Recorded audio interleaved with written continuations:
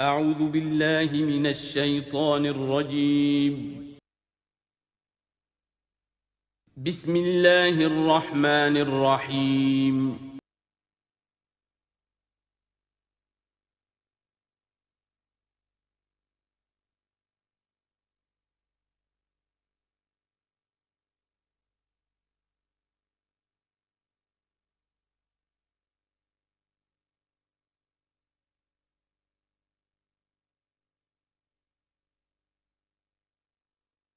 اعوذ باللہ من الشیطان الرجیم بسم اللہ الرحمن الرحیم الذین ينفقون اموالهم باللیل والنہار سرا وعلانیۃ فلہم اجرہم عند ربہم ولا خوف علیہم ولا هم یحزنون الذین یاکلون الربا لا یقومون الا کما یقوم الذی یتخبطہ الشیطان من المس ذلک بانہم قالوا انما البیع مثل الربا واحل اللہ البیع وحرم الربا فمن جاءه موعظة من ربه فانتهى فله ما سلف وامره الى الله ومن عاد فاولئك اصحاب النار هم فيها خالدون صدق الله العظيم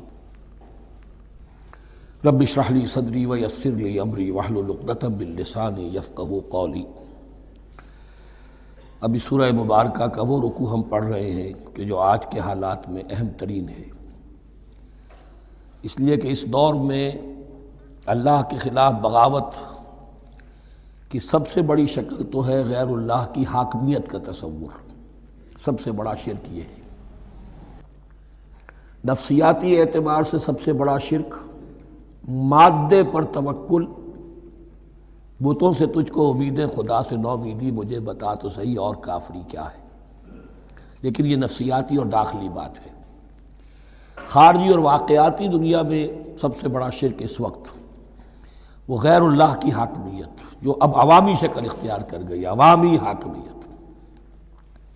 اور اس کے بعد اس وقت کے گناہوں میں، بدعملی میں سب سے بڑا فساد جو ہے وہ سود کی بنیاد پر ہے۔ سب سے بڑا فتنہ، سب سے بڑا فساد دنیا میں جو اس وقت سب سے بڑی شیطنت ہے، جو یہودیوں کے ذریعے سے پورے گلوب کو اپنی گرفت میں لینے کے لیے بیتاب ہے، وہ یہی ہے جو سود کا ہتھ کنڈا ہے، اس کی حرمت۔ یہاں ایک سوال میرے ذہن میں کبھی کبھی پیدا ہوتا تھا کہ یہ جو پہلی آیت ہے اس کا تعلق تو انفاق فی سبیل اللہ کے ساتھ ہے، اسے پچھلے رکوع کے ساتھ شامل ہونا چاہیے تھا، لیکن بعد میں یہ حقیقت مجھ پر منکشف ہوئی کہ بڑی حکمت کے ساتھ اس آیت کو اس رکوع کے ساتھ شامل کیا گیا ہے۔ وہ حکمت میں بعد میں بیان کروں گا۔ الذین ينفقون اموالهم باللیل والنہار، وہ لوگ کہ جو اپنا مال خرچ کرتے رہتے ہیں رات کو بھی دن میں بھی، سرم وعلانیتاً، خفیہ طور پر بھی اعلانیہ بھی، صدقات واجبہ اعلانیہ، صدقات نافلہ خفیہ، انفاق فی سبیل اللہ خفیہ۔ فلہم اجرہم عند ربہم ولا خوف علیہم ولا هم یحزنون، ان کے لیے ان کا اجر محفوظ ہے ان کے رب کے پاس، نہ ان پر کوئی خوف طاری ہوگا اور نہ ہی وہ کسی حزن سے دوچار ہوں گے۔ الذین یاکلون الربا، اب ربا کا مسئلہ شروع ہو رہا ہے، جو سود کھاتے ہیں۔ وجہ کیا ہے؟ اصل مسئلہ ہے اس سرپلس ویلیو کا۔ آپ کا کوئی شغل ہے، آپ کی ملازمت ہے، آپ کما رہے ہیں، آپ کا خرچ پورا ہو رہا ہے، کچھ بچت بھی ہو رہی ہے۔ اب اس بچت کا اصل مصرف کیا ہے؟ یسألونک ماذا ينفقون قل العفو۔ اصل راستہ تو یہ ہے کہ اس کو دے دو اللہ کی راہ میں، یا محتاجوں کو یا اللہ کے دین کو۔ لیکن اب جو سود خورانہ ذہنیت ہے وہ یہ کہ اس بچت کو بھی مزید کمائی کا ذریعہ بناؤ، یہ سود خورانہ ذہنیت ہے۔ لہذا اصل میں سود خوری انفاق کا کی ضد ہے، اور یہ عقدہ مجھ پر کھلا جبکہ القرآن یفسر بعضہ بعضا، اس اصول کے تحت جب سورہ روم کی آیات کا میں نے مطالعہ کیا، وہاں یہی شکل آپ کو نظر آئے گی کہ ان دونوں کو مقابلے میں لایا گیا ہے۔ اللہ کی رضا جوئی کے لیے انفاق اور ربا، سود پر رقم دینا۔ وما آتیتم من ربا لیربو فی اموال الناس فلا یربو عند اللہ، جو کچھ تم دیتے ہو سود پر کہ وہ بڑھے لوگوں کے مال میں، محنت وہ کر رہا ہے اور آپ اس کی کمائی میں سے آپ وصول کر رہے ہیں اپنے اس سرمائے کی وجہ سے، تو یہ گویا کہ آپ کا مال اس کے مال میں اس کی محنت سے بڑھ رہا ہے۔ الذی ما آتیتم من ربا لیربو فی اموال الناس فلا یربو عند اللہ، اللہ کے ہاں بڑھوتری نہیں ہوتی. وما آتیتم من زکاۃ تریدون وجہ اللہ فاولئک هم المضعفون، اور وہ جو تم زکوٰۃ اور صدقات میں دے دیتے ہو اللہ کی رضا جوئی کے لیے، تو وہ ہیں جو دوہرے چوہرے کر رہے ہیں، ان کا مال بڑھ رہا ہے، اس کی بڑھوتری ہو رہی ہے. تو انفاق فی سبیل اللہ، صدقات، زکوٰۃ، اس کے بالمقابل، اس کے برعکس ہے اپنی اس بچت کے مال کو. اور آپ کو معلوم ہے آج کی بینکنگ سسٹم کا سب سے زیادہ زور بچت کی اسکیم، اور یہ سب کا سب جو ہے در حقیقت saving bank, saving account, save کرو، لیکن سیو کرو مزید کمانے کے لیے. سیو جو ہے اس لیے نہیں ہے کہ اپنا پیٹ کاٹو اور غرباء کو دو، اپنا سٹینڈرڈ آف لیونگ کم کرو اور اللہ کے دین کے لیے خرچ کرو، یہ نہیں، بلکہ اس لیے کہ وہ جو تم بچاؤ وہ ہمیں دو، تاکہ وہ ہم سود پر زیادہ رقم، زیادہ شرح سود پر دوسروں کو دے اور تھوڑا شرح سود تمہیں دے دیں.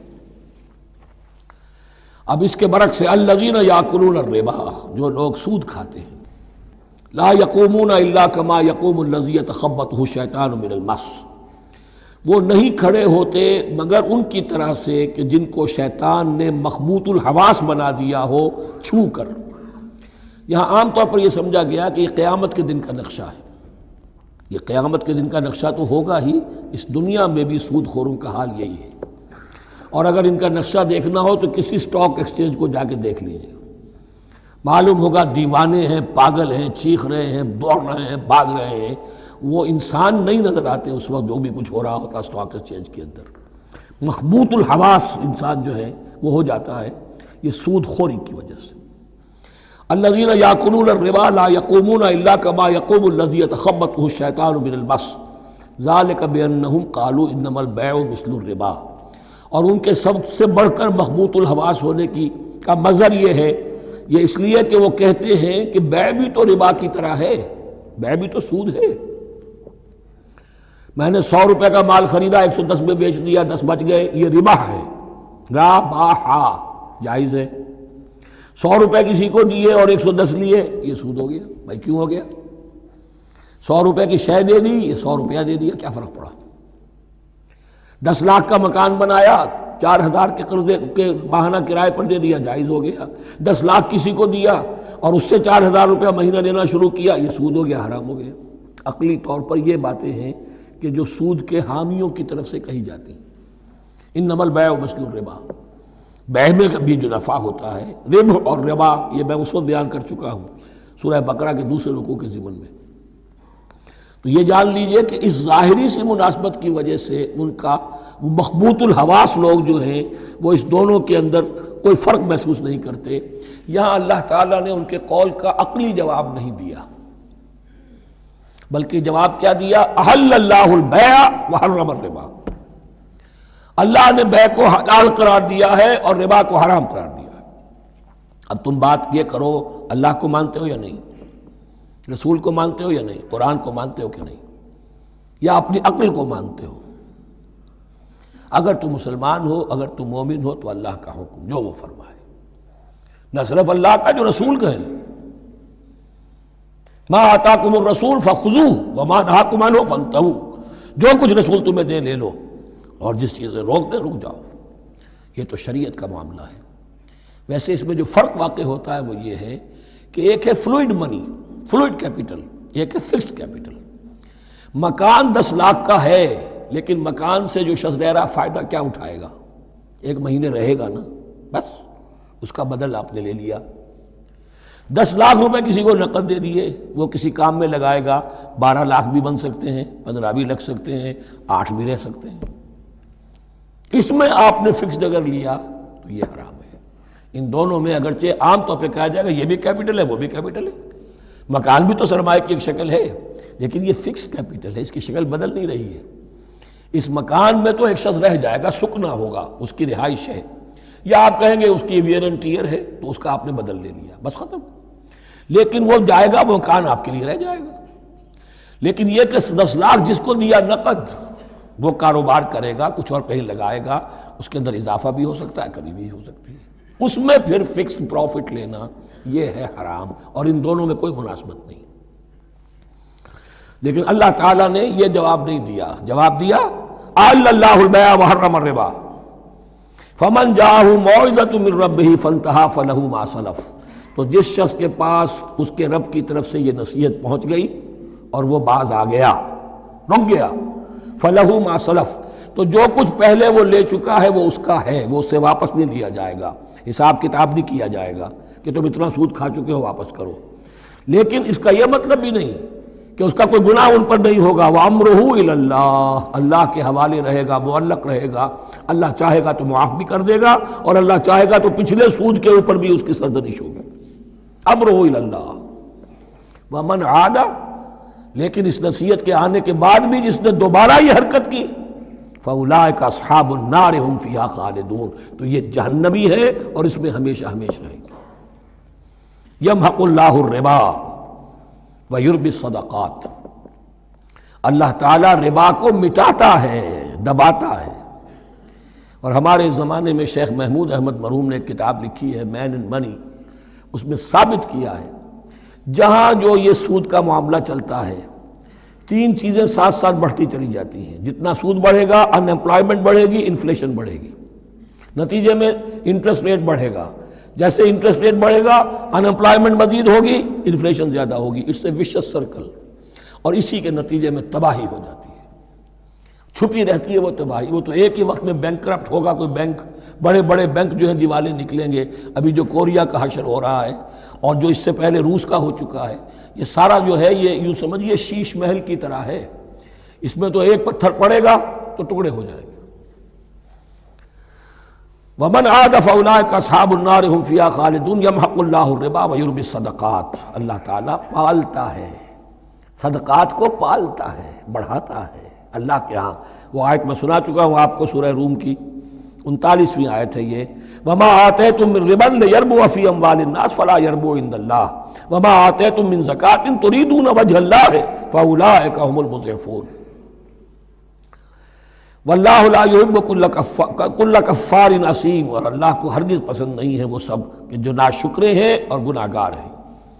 ان الذین آمنوا وعملوا الصالحات واقاموا الصلاة وآتوا الزکاة لہم اجرہم عند ربہم ولا خوف علیہم ولا هم یحزنون، ہاں جو لوگ ایمان لائیں اور نیک عمل کریں، نیک عمل میں ظاہر بات ہے جو شے حرام ہے اس کا چھوڑ دینا بھی لازم ہے، اور نماز قائم رکھیں، زکوٰۃ ادا کریں، ان کے لیے ان کا اجر محفوظ ہے ان کے رب کے پاس، ولا خوف علیہم ولا هم یحزنون۔ یا ایھا الذین آمنوا اتقوا اللہ وذروا ما بقی من الربا، اے ایمان والو اللہ کا تقوی اختیار کرو اور چھوڑ دو جو رہ گیا ہے سود میں سے۔ آج فیصلہ کر لو کہ جو بھی کچھ تم نے کسی کو قرض دیا تھا اب اس کا سود چھوڑو۔ یا ایھا الذین آمنوا اتقوا اللہ وذروا ما بقی من الربا ان کنتم مؤمنین، اگر تم مومن ہو۔ فَإِن لَمْ تَفْعَلُوا، اور اگر تم نے ایسا نہ کیا، باز نہ آئے، فَاذَنُوا، تو کان کھول کر سن لو، بِحَرْبٍ مِّنَ اللَّهِ وَرَسُولِهِ، اللہ اور اس کے رسول کی طرف سے اعلان جنگ، یہ الٹیمیٹم ہے اگر باز نہیں آتے سود سے۔ دیکھیے کسی اور گناہ پر یہ بات نہیں آئی، اللہ اور اس کے رسول کی طرف سے اعلان جنگ۔ وَإِن تُبْتُمْ فَلَكُمْ رُءُوسُ أَمْوَالِكُمْ، اگر تم توبہ کرو تو تمہارے جو اصل راس المال ہیں وہ تمہیں لوٹا دیے جائیں گے۔ سود چھوڑ دو، راس المال واپس لے لو۔ لا تظلمون ولا تظلمون، نہ تم ظلم کرو سود لے کر اور نہ تم پر ظلم کیا جائے کہ تمہارا راس المال بھی دبا دیا جائے۔ لا تظلمون ولا تظلمون۔ وَإِن كَانَ ذُو عُسْرَةٍ، اور اگر تمہارا جو مقروض ہے وہ تنگی میں ہے، وہ تنگ دستی میں ہے، فَنَظِرَةٌ إِلَىٰ مَيْسَرَةٍ، تو انہیں انتظار کرو، پھر اسے مہلت دو کہ اس کی ہاں کشادگی پیدا ہو جائے، آسانی سے وہ آپ کی رقم، آپ کا قرض واپس کر سکے۔ لیکن اس سے بھی آگے وَأَن تَصَدَّقُوا خَيْرٌ لَكُمْ، تم صدقہ ہی کر دو۔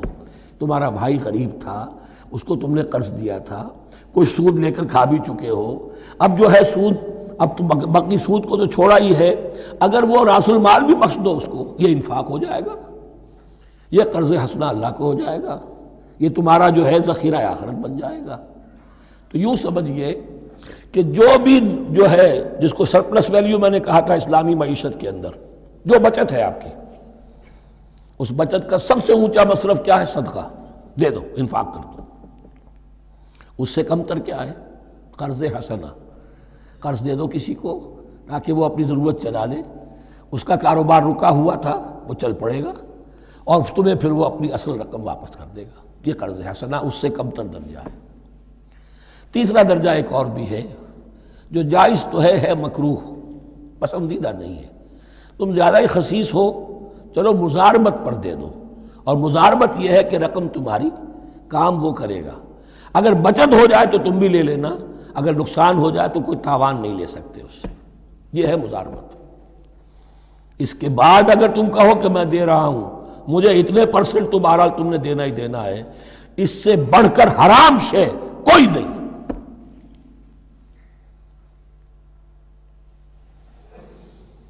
وَإِنْ كَانَ ذُو عُسْرَةٍ فَنَظِرَةٌ إِلَىٰ مَيْسَرَةٍ، تو اگر وہ ہے مقروض تمہارا وہ تنگی میں ہے، پھر انتظار کرو، اسے مہلت دو اس کی کشائش تک.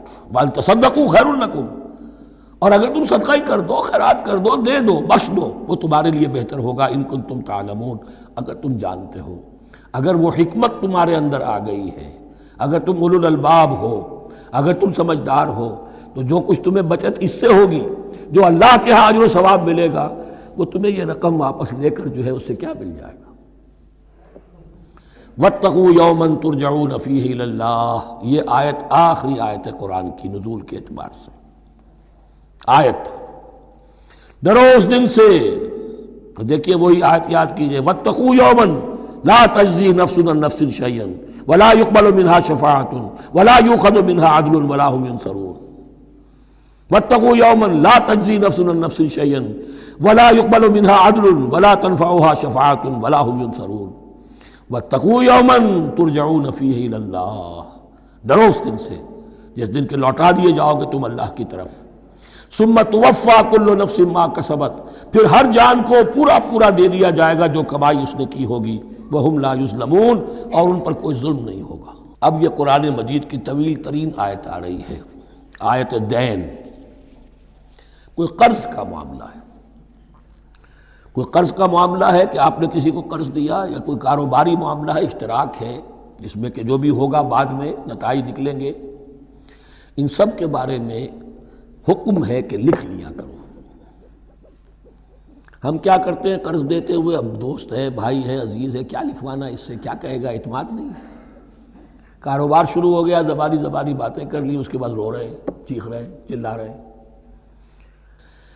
یا ایھا الذین آمنوا اذا تداینتم بدین الی اجل مسمى فاکتبوہ، اے اہل ایمان جب بھی تم کوئی معاملہ کرو قرض کا ایک وقت معین تک کے لیے، ایک تو وقت معین ہونا چاہیے، یہ قرض دے رہے ہیں کب واپس ہوگا. فاکتبوہ، تو اس کو لکھ لیا کرو. یہ فعل امر ہے، الامر للوجوب، واجب ہے یہ. وَلْيَكْتُبْ بَيْنَكُمْ كَاتِبٌ بِالْعَدْلِ، اور چاہیے کہ کوئی لکھنے والا تمہارے مابین عدل کے ساتھ، لکھنے والا کوئی ڈنڈی نہ مار جائے، انہیں بھی چاہیے کہ وہ صحیح صحیح لکھے. وَلَا يَأْبَ كَاتِبٌ أَن يَكْتُبَ كَمَا عَلَّمَهُ اللَّهُ فَلْيَكْتُبْ، اور کسی بھی شخص کو جسے اللہ نے سکھایا ہوا ہے کتابت لکھنے کا کام، تو اس کو انکار نہیں کرنا چاہیے لکھنے سے. اللہ نے اسے یہ علم دیا ہے، اسے چاہیے کہ لکھ دے. اس لیے کہ اس معاشرے میں پڑھے لکھے لوگ تو بہت کم ہوتے تھے. اب بھی یہ ہوتا ہے، عرائض نویس وغیرہ ہوتے ہیں، وثیقہ نویس ہوتے ہیں، پیسے دے کے ان کو جو لکھواتے ہیں.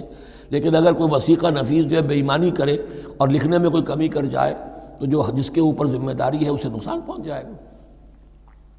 وَلْيَكْتُبْ بَيْنَكُمْ كَاتِبٌ بِالْعَدْلِ، اور چاہیے کہ لکھنے والا تمہارے مابین انصاف کے ساتھ لکھے. وَلَا يَأْبَ كَاتِبٌ أَن يَكْتُبَ كَمَا عَلَّمَهُ اللَّهُ فَلْيَكْتُبْ، اور نہ انکار کرے کوئی لکھنے والا اس سے کہ وہ لکھے جیسے اللہ نے اسے سکھایا ہے تو لکھنا چاہیے. وَلْيُمْلِلِ الَّذِي عَلَيْهِ الْحَقُّ، لکھتے وقت املا وہ کرائے جس کے ذمے رقم آ رہی ہے، جس پر حق آ رہا ہے. علیہ الحق، وہ لکھوائے. جس کا مال ہے وہ نہ لکھوائے، جس پر ذمہ داری آ رہی ہے وہ لکھوائے کہ میں کیا ذمہ داری لے رہا ہوں. وَلْيَتَّقِ اللَّهَ رَبَّهُ، اور اللہ سے ڈرتا رہے اپنے رب سے. وَلَا يَبْخَسْ مِنْهُ شَيْئًا، اور لکھوانے میں اس میں سے کوئی شے کم نہ کر دے. فَإِنْ كَانَ الَّذِي عَلَيْهِ الْحَقُّ سَفِيًّا، اب اگر وہ جو مقروض ہے، جو قرض لے رہا ہے، جس کے ذمے کوئی ذمہ داری آ رہی ہے، وہ ناسمجھ ہے یا بوڑھا ہے، ضعیف ہے، اور لا يستطيع ان يمل، یا اس کے اندر یہ اتنی صلاحیت نہیں ہے کہ املا کرا سکے، یہاں املا کے معنی میں ہے. ہوا فلیملل ولیہ بالعدل، تو اگر وہ نہیں املا کرا سکتا تو اس کا کوئی ولی ہو، اس کا کوئی وکیل ہو، اس کا کوئی اٹارنی ہو، وہ اس کی طرف سے اس کو لکھوائے۔ واستشہدوا شہیدین من رجالکم، یہ ایک ہی آیت چل رہی ہے ابھی، پورے رکوع کے اوپر ایک آیت پھیلی ہوئی ہے، سوائے آخر میں تھوڑا سا حصہ دوسری آیت آئے گی۔ واستشہدوا شہیدین من رجالکم، اور گواہ بنا لیا کرو دو اپنے مردوں میں سے، فإن لم یکونا رجلین، اور اگر دو مرد دستیاب نہ ہو، فرجل وامرأتان، تو ایک مرد اور دو عورتیں، ممن ترضون من الشہداء، اور وہ بھی دونوں کے نزدیک مقبول ہوں شہداء، کہ ہاں دونوں کو اعتماد ہے ان پر۔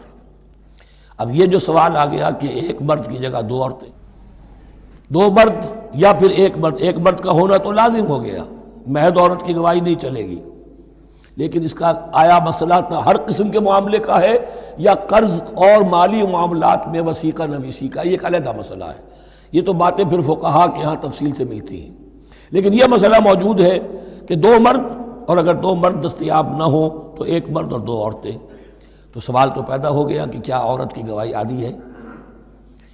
ان تضل احداہما فتذکر احداہما الاخری، مبادا ان میں سے کوئی ایک بھول جائے تو یاد کرا دے دوسری۔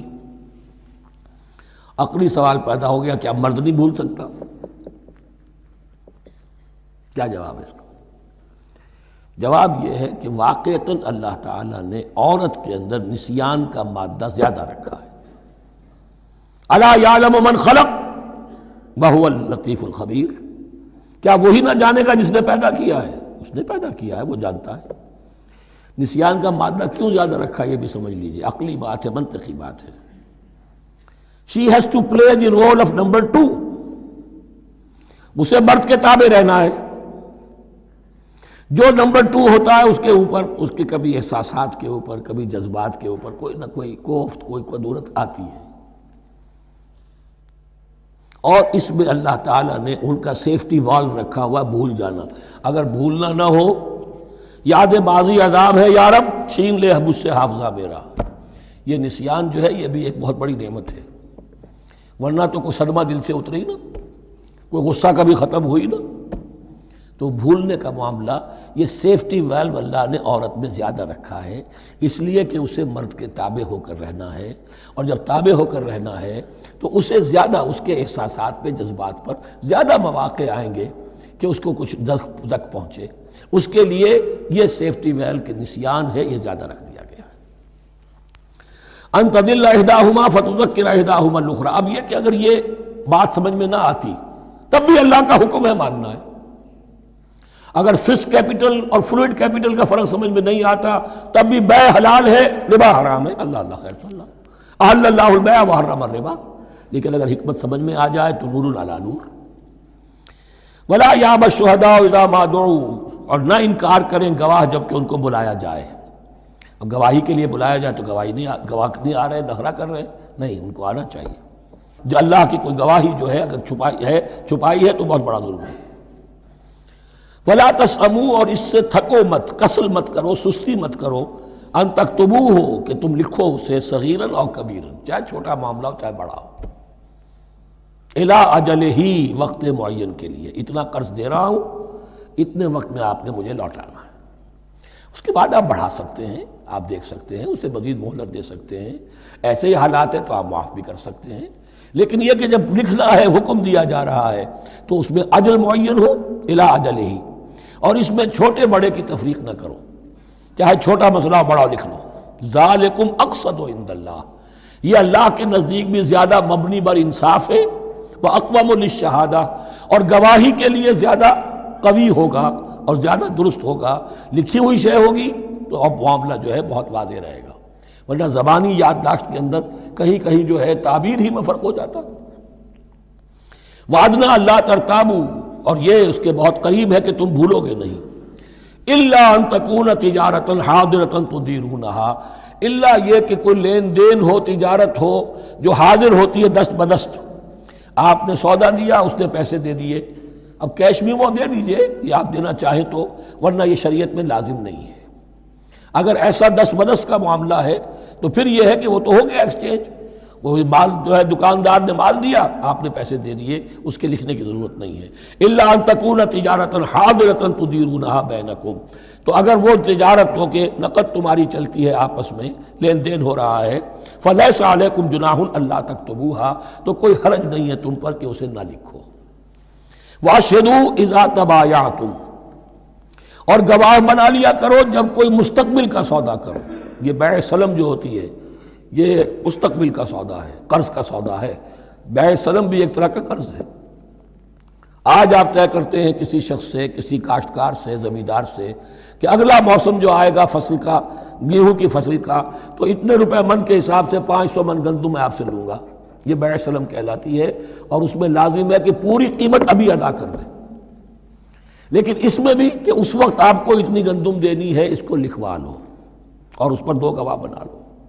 واشہدوا اذا تبایعتم ولا یضار کاتب ولا شہید، اور نہ نقصان پہنچایا جائے کسی لکھنے والے کو یا گواہ کو، اور نہ نقصان پہنچائے کوئی لکھنے والا یا گواہ۔ یہ یضار دونوں کے لیے آ جائے گا، یہ معروف بھی ہے اور مجرور بھی ہے۔ نہ ضرر پہنچایا جائے اور نہ ضرر پہنچائے، نہ کوئی کاتب اور نہ کوئی شہید گواہ۔ وَإِن تَفْعَلُوا، اگر تم ایسا کرو گے، نقصان پہنچاؤ گے، فَإِنَّهُ فُسُوقٌ بِكُمْ، تو یہ تمہارے لیے بہت بڑے گناہ کی بات ہوگی۔ وَاتَّقُوا اللَّهَ، اللہ سے ڈرو، وَيُعَلِّمُكُمُ اللَّهُ، اللہ تمہیں تعلیم دے رہا ہے، وَاللَّهُ بِكُلِّ شَيْءٍ عَلِيمٌ، اللہ ہر چیز کا علم رکھنے والا ہے۔ یہ ایک آیت ہوئی ہے، آخری پارے کی میرا خیال ہے 4 5 6 صورتیں جمع کر لیں تو جا کر یہ ایک آیت کا حجم برابر ہوگا۔ جو میں نے کہا تھا کہ آیات کی تعیین توقیفی ہے، یہ ہمارے حساب کتاب سے، گرامر سے، منطق سے، علم بیان سے کسی سے کوئی تعلق نہیں اس کا۔ وَإِن كُنتُمْ عَلَىٰ سَفَرٍ، اور اگر تم سفر پر ہو، وَلَمْ تَجِدُوا كَاتِبًا، اب وہاں کوئی لین دین کا معاملہ ہو گیا، قرض کا ہو گیا، کاتب کوئی ہے نہیں، فَرِحَانٌ مَقْبُوضَةٌ، تو کوئی گروی شے رکھ لو قبضے میں، فلاں شے آپ کے قبضے میں رہے گی، آپ اتنے پیسے مجھے دے دیجئے، میں جب یہ واپس کر دوں گا اپنی چیزیں آپ میری چیز مجھے لوٹا دیجیے۔ یہ رہن ہے مقبوضہ، لیکن رہن سے کوئی فائدہ اٹھانے کی اجازت نہیں، وہ سود ہو جائے گا۔ اگر مکان رہن رکھا گیا ہے، قبضہ تو ہوگا اس کا، لیکن یہ کہ وہ اس کا کرایہ نہیں لے سکتا، کرایہ مالک ہو جائے گا، اس سے کوئی استفادہ نہیں کر سکتا اس مال سے۔ رہان مقبوضہ۔ فَإِنْ أَمِنَ بَعْضُكُمْ بَعْضًا، پھر اگر کوئی شخص اب اطمینان کرتا ہے اور اعتبار کرتا ہے تم میں سے بعض کسی بعض کا، فَلْيُؤَدِّ الَّذِي اؤْتُمِنَ أَمَانَتَهُ، تو اب چاہیے اس شخص کو کہ جس کے اوپر یہ امانت آئی ہے، اگرچہ اس کے پاس رہن دینے کو کچھ نہیں تھا، یا یہ کہ دوسرے بھائی نے اس پر اعتماد کیا اور اس کی وجہ سے کوئی شے رہن نہیں لی، تو اب اس سے کوئی غلط فائدہ نہ اٹھائے، وہ گویا کہ اس کے پاس جو اس نے قرض لیا امانت ہے، اس کے پاس وہ امین بنایا گیا ہے۔ فَلْيُؤَدِّ الَّذِي اؤْتُمِنَ أَمَانَتَهُ، کہ اپنی امانت واپس لوٹائے، وَلْيَتَّقِ اللَّهَ رَبَّهُ، اور ڈرے اللہ سے جو اس کا رب ہے۔ وَلَا تَكْتُمُوا الشَّهَادَةَ، اور دیکھو گواہی کو چھپایا نہ کرو، وَمَنْ يَكْتُمْهَا فَإِنَّهُ آثِمٌ قَلْبُهُ، اور جو کوئی گواہی کو چھپائے گا تو اس کا دل گناہ میں مبتلا ہو جائے گا، دل داغدار ہو گیا تو رہ کیا گیا۔ وَاللَّهُ بِمَا تَعْمَلُونَ عَلِيمٌ، اور جو کچھ تم کر رہے ہو اللہ اسے جانتا ہے۔ اللہ کے فضل و کرم سے آخری رکوع پر ہم پہنچ گئے، اور یہ بڑا ایک یوں سمجھئے 3 آیتوں پر مشتمل رکوع ہے، جیسے کہ وہ رکوع جو ہم نے پڑھا تھا جس میں آیت الکرسی 4 آیتیں ہیں وہ، اور یوں کہا جا سکتا ہے کہ یہ 2 رکوع ایک دوسرے کے بالکل بالمقابل ہیں اپنی عظمت میں اور مقام میں۔ آیت الکرسی کی جگہ یہاں ایک دعا کی آیت ہے، جامع ترین دعا جو آئے گی آخری آیت میں، للہ ما فی السماوات و ما فی الارض۔ اکثر و بیشتر آپ دیکھیں گے سورتوں کے اختتام پر یہ الفاظ پھر آتے ہیں، اللہ ہی کا ہے جو کچھ بھی ہے آسمانوں اور زمین میں۔ وَإِن تُبْدُوا مَا فِي أَنفُسِكُمْ أَوْ تُخْفُوهُ، اور جو کچھ تمہارے دلوں میں ہے خواہ تم اسے ظاہر کرو خواہ چھپاؤ، یحاسبکم بہ اللہ، اللہ تم سے محاسبہ کر لے گا، تمہاری نیتیں اس کے علم میں ہیں۔ ان اللہ لا ينظر الى صورکم ولا الى اموالکم ولکن ينظر الى قلوبکم واعمالکم، اللہ تمہاری صورتوں کو نہیں دیکھتا، تمہارے مال و دولت کو نہیں دیکھتا، تمہارے دل کو دیکھتا ہے۔ تمہارے اعمال کو دیکھتا ہے۔ تو دل میں جو کچھ ہے خواہ کتنا ہی چھپا لو، اللہ کے محاسبے سے نہیں بچو گے۔ فَيَغْفِرُ لِمَن يَشَاءُ وَيُعَذِّبُ مَن يَشَاءُ، پھر وہ بخش دے گا جس کو چاہے گا اور عذاب دے گا جس کو چاہے گا۔ اختیار مطلق اللہ کے ہاتھ میں ہے۔ ہمارے ہاں اہل سنت کا عقیدہ یہی ہے، اللہ پر لازم نہیں ہے کہ وہ نیکوکار کو اس کا جزا ضرور دے اور بدکار کو اس کی سزا ضرور دے۔ اللہ کرے گا ایسا، یہ دوسری بات ہے، لیکن اللہ کی شان اس سے بہت اعلیٰ اور عرفہ ہے کہ اس پر کسی شے کو لازم قرار دیا جائے۔ اس کا اختیار مطلق ہے، مطلق ہے۔ یفعل اللہ ما یرید، یفعل اللہ ما یشاء۔ اہل تشیع کا کہنا یہ ہے کہ اللہ پر عدل واجب ہے۔ اہل سنت کہتے ہیں اللہ عدل کرے گا، جزا و سزا میں عدل ہوگا، یہ ہم مانتے ہیں، واقعہ ہے، لیکن ہم یہ نہیں کہتے کہ اللہ پر عدل واجب ہے۔ اللہ پر کوئی شے واجب نہیں، بلکہ اللہ نے تو کتب علی نفسہ الرحمہ، اپنے اوپر واجب کیا ہے رحمت کو۔ وجوب کا لفظ جو آتا ہے اللہ پر تو وہ تو رحمت کا ہے۔ کتب علی نفسہ الرحمہ، اللہ نے اپنی ذات کے اوپر واجب کر لیا رحمت کو۔ واللہ علی کل شیء قدیر، اور اللہ ہر چیز کی قدرت رکھتا ہے۔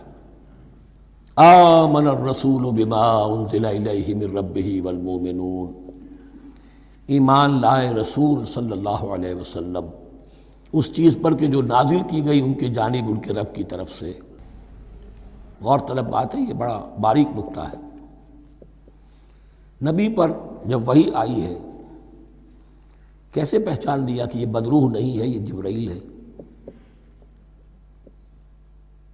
آخر کوئی اشتباہ بھی تو ہو سکتا تھا، پہلا تجربہ تھا۔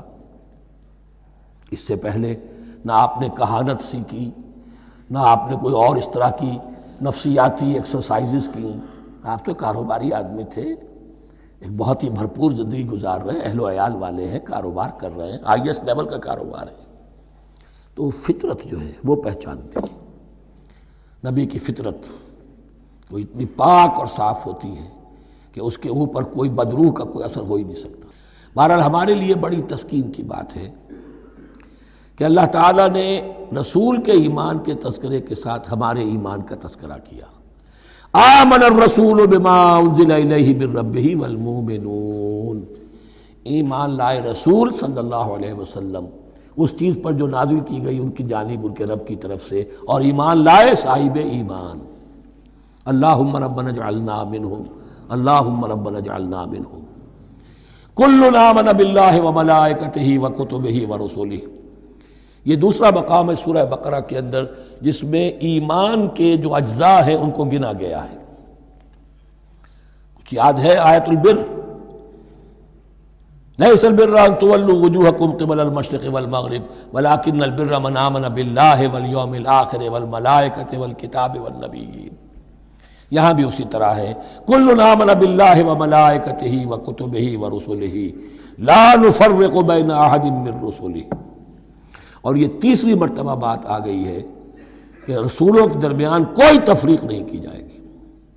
کہاں؟ پہلے تو آیا تھا 16ویں رکوع میں، لا نفرق بین احد منہم ونحن لہ مسلمون، اور اس سے بھی پہلے آیا تھا والذین یؤمنون بما انزل الیک وما انزل من قبلک، وہ لوگ جو ایمان رکھتے ہیں اس پر بھی جو ہے نبی آپ پر نازل کیا گیا اور اس پر بھی جو آپ سے پہلے نازل کیا گیا۔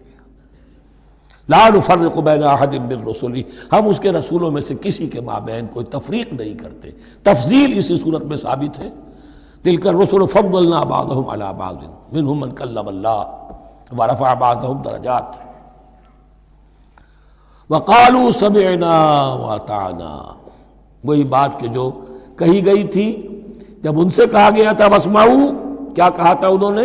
سمعنا وعصینا، سمعنا واطعنا، وہ کہتے ہیں ہم نے سنا اور مانا۔ غفرانک ربنا، ہماری درخواست ہے پروردگار، تیری بخشش مانگتے ہیں۔ غفرانک، نون پر زبر ہے، مفعول ہے، نسألک غفرانک، اے اللہ ہم تجھ سے سوالی ہیں، تجھ سے طلب کرتے ہیں، درخواست کرتے ہیں تیری مغفرت کا۔ وإلیک المصیر، اور تیری ہی جانب لوٹ جانا ہے۔ یہاں پر وہ ایمان بالآخرہ بھی آ گیا جو یہاں اوپر نہیں آسان۔ آمن باللہ وملائکتہ وکتبہ ورسلہ، پھر رسولوں کے ضمن میں لا نفرق بین احد من رسلہ، لیکن اس کے بعد وإلیک المصیر، مغفرت اور اللہ کی طرف ہی لوٹ جانا ہے ہمارا، اس میں ایمان بالآخرہ آ گیا۔ اب آخری آیت، لا یکلف اللہ نفسا الا وسعها، اللہ تعالیٰ نہیں ذمہ دار ٹھہرائے گا کسی جان کو مگر اس کی وسعت کے مطابق۔ یہ بہت بڑے فضل و کرم والی آیت ہے، جیسے میں نے کہا تھا میگنا کارٹا جو ہے انسانی حقوق کا، کہ اجیب دعوت الداع اذا دعان، جہاں بھی مجھے کوئی پکارے، جب پکارے میں اس کی پکار سنتا ہوں، قبول کرتا ہوں۔ ہاں فَلْيُؤْمِنُوا بِي فَلْيَسْتَجِيبُوا لِي، انہیں بھی چاہیے کہ میرا کہنا مانے، دو طرفہ بات چلے گی، یک طرفہ نہیں۔ میری مانو، اپنی منواؤ، تم دعائیں کرو گے ہم قبول کریں گے، تم ہماری بات نہیں مانتے پھر تمہاری دعا تمہارے منہ پر دے ماری جائے گی۔ کرتے رہو قنوت نازلہ 40 دن کے 80 دن پڑھتے رہو، ڈھاکہ تو بیٹھ ہی جائے گا، بیٹھ گئے۔ یہودیوں سے شکست تو ہو ہی جائے گی، ہو گئی۔ کرتے رہو، حرمین میں پڑھتے رہو قنوت نازلہ، مکے میں پڑھو، مدینے میں پڑھو، پوری دنیا میں پڑھو۔ اللہ کو پیٹھ دکھائی ہوئی ہے، اس کے دین کو پاؤں تلے روندا ہوا ہے، اللہ کے باغیوں سے دوستی ہے، کسی نے قبلہ ماسکو کو بنایا تھا اور کسی نے واشنگٹن کو بنایا تھا، تمہاری دعائیں کیسے قبول ہوں؟ لیکن یہ جو آیت ہے یہ اس اعتبار سے بہت بڑی رحمت کی آیت ہے کہ اللہ تعالیٰ کے ہاں وہ اندھے کی لاٹھی والا معاملہ نہیں ہے کہ تمام انسانوں سے محاسبہ ایک ہی سطح پر ہو۔ اللہ جانتا ہے کس کی کتنی وسعت ہے، اور وسعت کن چیزوں سے بنتی ہے۔ آپ کو کوئی اور جین ملے ہیں، مجھے کوئی اور جین ملے ہیں، انہیں کوئی اور جین ملے ہیں، یہ جینز، ان جینز کی اپنی اپنی خصوصیات ہیں، خصائص ہیں، پراپرٹیز ہیں، لیمیٹیشنز ہیں۔ آپ کو کوئی اور ماحول ملا، اسے کوئی اور ماحول ملا، اسے کوئی اور ماحول ملا، تو hereditary factors multiplied by environmental factors, ان دونوں سے ایک شخصیت کا ہیولہ بنتا ہے انسان کا، جس کو پیٹرن کہتے ہیں ہمارے مستری لوگ۔ جب لوہے کا کوئی شے جو ہے ڈھالنی ہے تو اس کے لیے پہلے مٹی کا یا لکڑی کا ایک پیٹرن بناتے ہیں، انگریزی میں پیٹرن ہے، وہ پیٹرن کہتے ہیں ہمارے مستری لوگ۔ اب آپ لوہا جو ہے اس کو جب اسے کر لیں گے، مائع بنا لیں گے، گلا لیں گے، پھر اس میں ڈالیں گے، وہی شکل ہو جائے گی۔ یہ شاکلہ ہے ہر انسان کا جو بن جاتا ہے۔ قُلْ كُلٌّ يَعْمَلُ عَلَى شَاكِلَتِهِ فَرَبُّكُمْ أَعْلَمُ بِمَنْ هُوَ أَهْدَىٰ سَبِيلًا، اس شاکلہ کے اندر اندر آپ کو محنت کرنی ہے۔ اللہ جانتا ہے کس کا شاکلہ وسیع تھا، کس کا شاکلہ تنگ تھا، کس کے جینز اعلیٰ تھے، کس کے جینز ادنا تھے، کس کے ہاں ذہانت زیادہ تھی، کس کے ہاں جسمانی قوت زیادہ تھی۔ جو بھی کچھ اس نے دیا ہے، جس کو وہاں ہم نے رکھا اس کو وہاں رکھا، اس نے وہاں تعلیم پائی، اس نے یہاں تعلیم پائی، جو بھی انوائرمنٹل فیکٹرز آئے ہیں، جو بھی جینیٹک فیکٹرز آئے ہیں، سب اللہ کے علم میں ہے۔ ان سب کو ملحوظ رکھ کے اللہ حساب لے گا۔ جو شاکلہ ہم نے تمہیں دیا تھا اس میں تم نے کیا کیا؟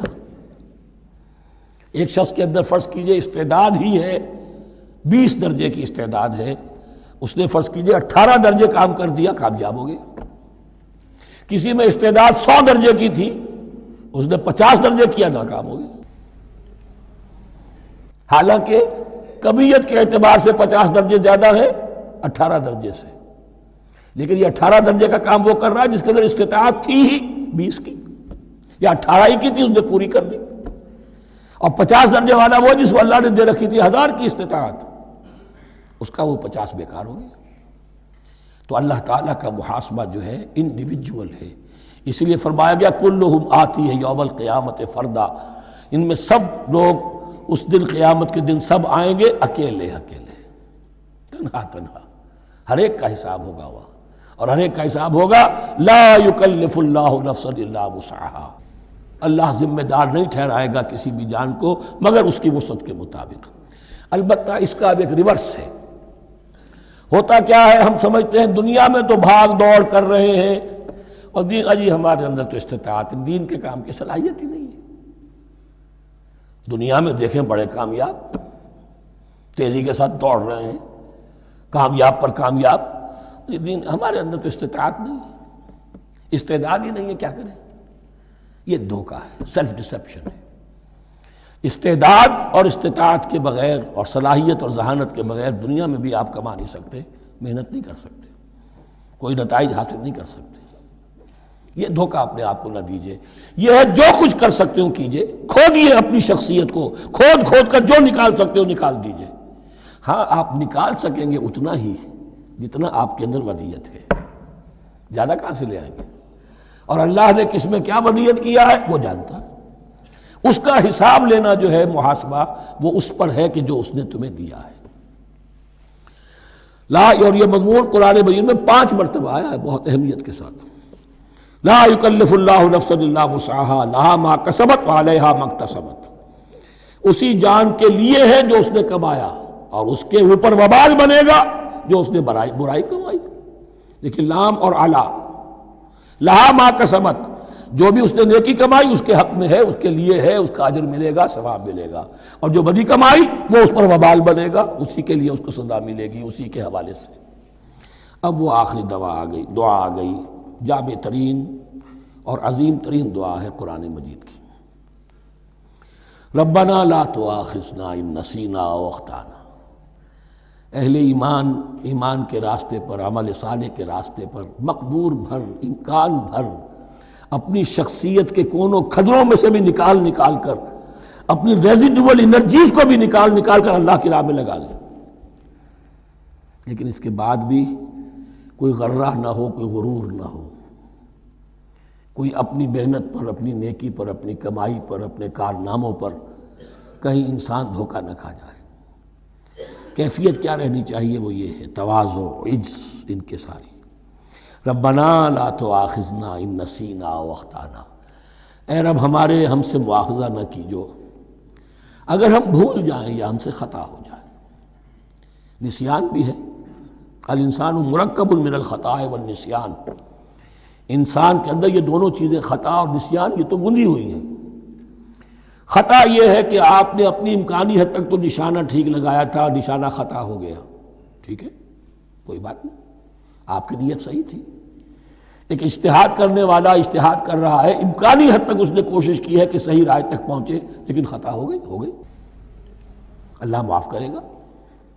اس نے اپنی امکانی کوشش کی تھی، لہذا اسے ثواب ملے گا۔ مجتہد مخطی بھی ہو تو ثواب ملے گا، مجتہد مصیب ہے، صحیح رائے پر پہنچ گیا ہے تو دوہرا ثواب ملے گا، لیکن مجتہد مخطی ہے تب بھی ثواب ملے گا۔ تو بھول چوک پر، یہ بھول چوک، خطا جو ہے، چوک صحیح ہے بالکل لفظ اس کے لیے، چوک جانا، نشانہ چوک گیا۔ تو اے پروردگار جو بھی ہم سے سرزد ہو جائے، غلطی ہو جائے، بھول کی وجہ سے یا خطا کی وجہ سے، اس پر مواخذہ نہ کیجو۔ ربنا ولا تحمل علینا اصرا کما حملتہ علی الذین من قبلنا۔ اور اے رب ہمارے، ہم پر وہ بوجھ نہ ڈالیو جس سے ہم لے کر چل نہ سکیں۔ دیکھیے ایک حمل ہوتا ہے جس سے حمال کا لفظ بنا ہے، جس کو لے کر انسان چلتا ہے۔ حمال اس بوری کو یا بوجھ کو اٹھا کر چل رہا ہے۔ جو آپ کی طاقت میں ہے اور جس سے لے کر آپ چل سکیں وہ ہے حمل، اور جو ہو آپ کو بٹھا دے، اسر اس کو کہتے ہیں۔ یہ لفظ سورہ اعراف میں پھر آئے گا، یضع عنہم اسرہم والاغلال التی کانت علیہم۔ حضور کی شان یہ بھی تھی کہ انہوں نے لوگوں کے بوجھ جو ان کی طاقت سے بڑھ کر تھے ان کے کندھوں سے اتار دیے۔ ربنا ولا تحمل علینا اصرا کما حملتہ علی الذین من قبلنا۔ اے اللہ تو نے بڑے بڑے بھاری بوجھ ہم سے پہلے لوگوں پر ڈالے۔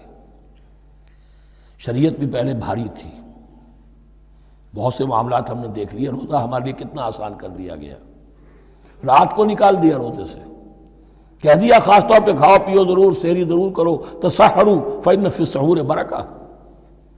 کتنی آسانی ہے۔ رات میں تعلق زن و شو کی اجازت ہے، وہاں ان کے روزے میں چپ بھی تھا، چپ بھی رہو، نہ کھاؤ نہ پیو، نہ تعلق زن و شو، نہ گفتگو، تو آسانی کی ہے۔ ان کے ہاں یوم سبت کا حکم تھا اتنا سخت، کوئی کام نہیں کرو گے۔ ہمارے ہاں وہ تھوڑے سے وقت کے لیے، اذا نودی للصلاۃ من یوم الجمعۃ فاسعوا الی ذکر اللہ وذروا البیع، اذان سے لے کر اور نماز کے ادا ہو جانے تک ہر کاروبار دنیاوی حرام ہے۔ لیکن اس سے پہلے اس کے بعد آپ کر سکتے ہیں، تو آسانی ہے۔ ربنا ولا تحمل علینا اصرا کما حملتہ علی الذین من قبلنا ربنا ولا تحملنا ما لا طاقت لنا بہ، اور اے رب ہمارے ہم پر وہ بوجھ نہ ہم پر عائد کی جو ہم پر ڈالیو جس کی کہ ہمارے اندر طاقت نہ ہو، واعف عنا، ہم سے درگزر فرماتا رہے، ہمیں معاف کرتا رہے، واغفر لنا، اور ہمیں بخشتا رہے۔ مغفرت کا لفظ جو ہے اس کو سمجھ لیجئے ڈھانپنا، مغفر کہتے ہیں خود کو، جو ہیلمٹ پیٹا ہوتا ہے تاکہ گولی جو ہے وہ سر پہ لگے تو یہ آپ کو بچا لے، مغفر خود پہنتے تھے تلوار کے وار سے سر کو بچانے کے لیے، سر کو ڈھانپا ہوا مغفر سے، تو گناہ کو اللہ تعالیٰ اپنی رحمت سے ڈھانپ دے، واغفر لنا، ہماری خطاؤں کی پردہ پوشی فرما دے، ورحمنا، اور ہم پر رحم فرما، انت مولانا، تو ہمارا مولا ہے، والی ہے، ہمارا پشت پناہ ہے، مددگار ہے۔ اللہ ولی الذین آمنوا یخرجہم من الظلمات الی النور فانصرنا علی القوم الکافرین، پس ہماری مدد فرما کافروں کے مقابلے میں۔ انہی الفاظ پر وہ دعا ختم ہوئی تھی جو طالوت کے ساتھیوں نے کی تھی علیہ الصلوۃ والسلام۔ اصل میں یہ دعا اب تلقین کی جا رہی ہے، مرحلہ سخت آ رہا ہے، مرحلہ سخت ہے اور جان عزیز، تاب لاتے ہی بنے گی غالب، اب وہ مرحلہ آ رہا ہے، اس کے لیے تیار ہو جاؤ۔ یہ سارا حصہ جو ہے در حقیقت یہ تمہید ہے غزوہ بدر کی۔ بارک اللہ لی ولکم فی القرآن العظیم ونفعنی وإیاکم بالآیات والذکر الحکیم۔